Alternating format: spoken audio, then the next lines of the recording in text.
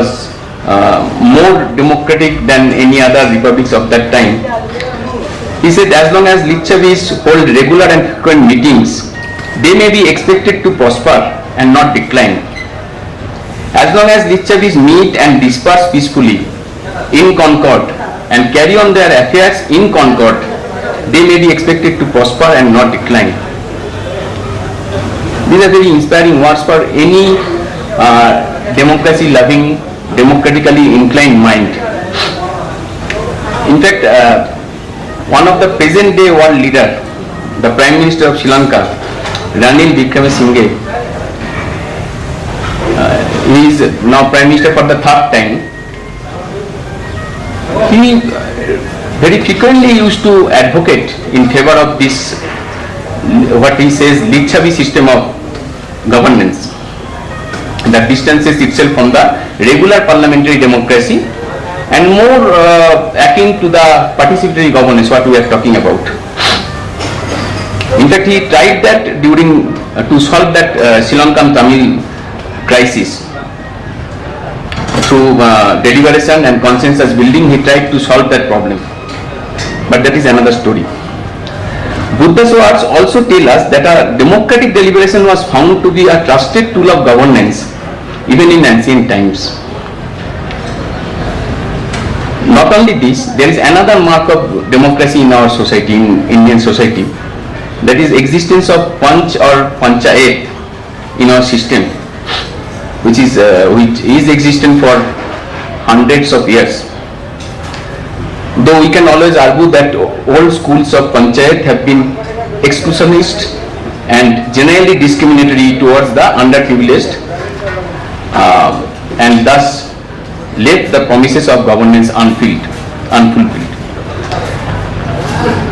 But either way, we can fairly say that democracy is nothing new for us. We are all born and brought up in India. All of us present in this room are very much familiar with democracy. Our civics book teaches the basics, and then in our colleges, our electoral adulthoods, our offices, and even in our localities and in our residential complexes, we live by democracy. It has become our way of life. In India, whenever we talk politics, by and large we talk democracy and governance, of course. Of course, governance is, in most of our organizations, is created or catered by democratically elected groups, individuals. In most cases, our participation in governance is limited to voting. We vote and then we leave the rest of jobs to our voted ones. For our large organizations, starting with the central government, we never find it extraordinary, never wonder that beyond voting, we, the Aam Aadmi, the 99%, do not bear any responsibility of governance. It is perhaps not just about the structure of governance, because even when popular government efforts are initiated by the leaders, say slogans like Garibi Hatao or now Swachh Bharat, even then we see people have seldom succeeded in offering, people means we ourselves, offering, volunteering or ensuring our participations. So much so that we hear our Prime Minister reminding us our responsibilities to the country. To that extent, I find that more disciplined participatory system perhaps would yield better results. So these are the problems I can see. I will keep myself within Indian context and I will try to elaborate. The Indian Constitution lists 10 fundamental duties. In Article 51A, it is listed.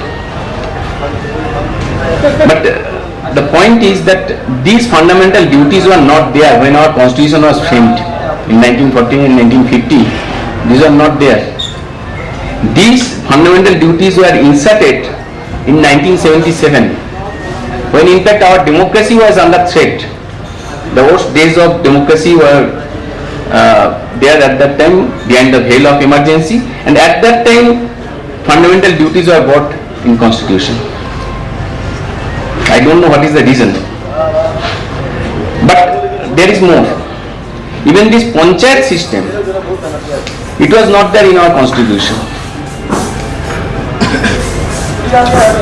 Mahatma Gandhi came to know about that, and actually because of his criticism and his intervention, Article 40 was inserted in the constitution that fixes responsibility on the state to have a panchayat system in the villages. And even after that, another 42 years, it took another 42 years. In 1992 only, we started our Panchayati Raj system, this three-tier panchayat system. Because Gandhi himself was very much a democratic man.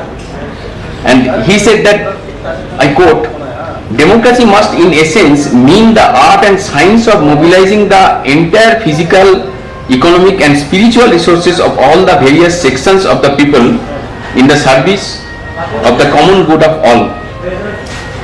So target was fixed, and he elaborated in another article where he said that his idea of organization was not a pyramid structure. His idea of organization was like a ocean. It was an ocean, it will be an oceanic circle, circles after circles. An individual will be in the center, and then the village, then clutter of villages, and like that it will come to the largest of institutions, that is our nation. And not only that, what he says that till at last the whole becomes one life composed of individuals never aggressive in their arrogance but ever humble, sharing the majesty of the oceanic circle of which they are integral units.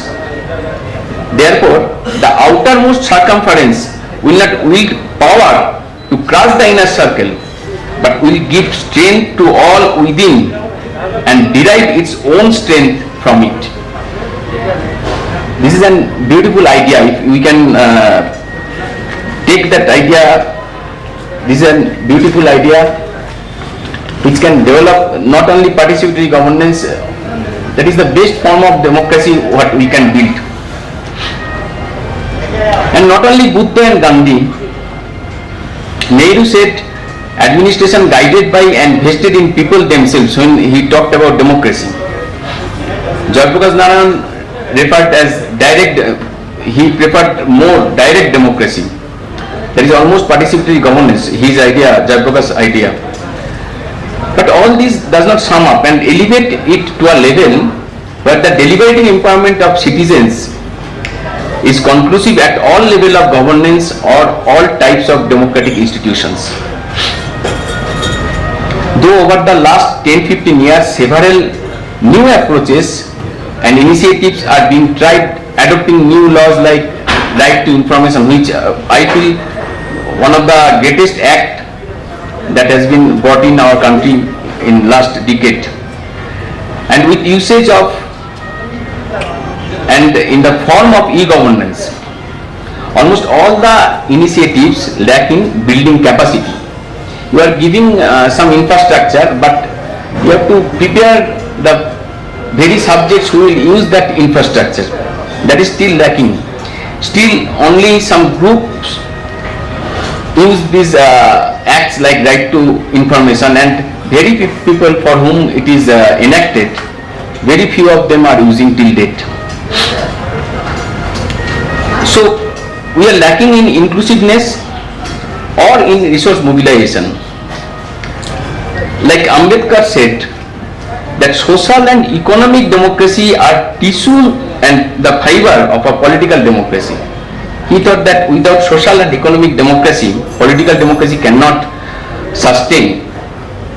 The lack of either affects the governance and government.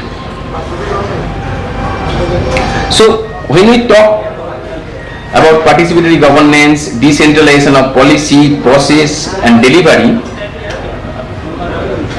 and accept those as the pivot. At the same time, we see that the resource mobilization is going in almost opposite direction, with the taxation policy becoming more and more centralized in the country.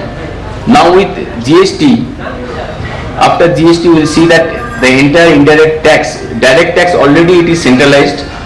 Other than central government, no one can actually tax any income or cannot tax anything directly from any person. Entire thing is there in Income Tax Act. Now after GST, the entire thing will be centralized. So there will be state GST, central GST, and of course IGST will be there also. But the act will be a central act, and the entire power will be centralized after GST. Even now our municipalities and panchayats, they have very limited power to tax, but they are the main institutions from where it is spent. So resource mobilization is very much affected. Everyone accepts that participatory governance as is the key to success of local governments, but when it comes to budgeting, such local governments are led to be mostly dependent on centralized grants allocations. Even in our association, our main fund collection system is centralized. After that we have to distribute. It remains a fallacy that in more and more states, participatory governance is trying to fly high on the wings of three-tier panchayat system, and at the same time local government access to revenue is being clipped. Resource mobilization also becomes irrelevant when political activism simply goes to the extent of being populist. For example, if citizens concerned are living on doles, there will be very little incentive to employ the rights and provisions of governance available under the laws like Panchayati Raj Act or recognition of Forest Rights Act. Translate it to our department, and you can say that if you live on dole postings, your right to pay and promotion will always be limited.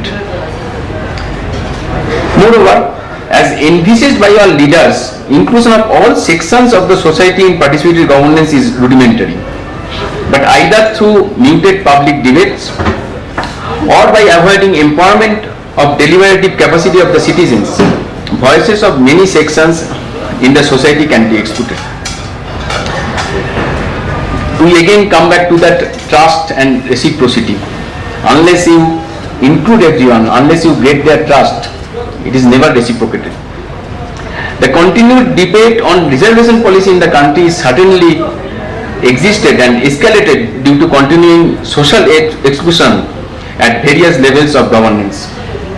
In fact, despite the rights provisions in our constitution, there are many instances where certain groups, sections are too often kept out of the process due to the dissent. Dissent is a prime condition for success of democracy. In democracy there will be dissent. But even after 70 years of independence, we see that IPC one section is there, section 124A, the sedition law, that is employed or misused very often. Or leave aside IPC, even in our conduct rule, rule 9, it says that adverse criticism of any current or recent policy or action of the central government or a state government in the form of print or election media is prohibited.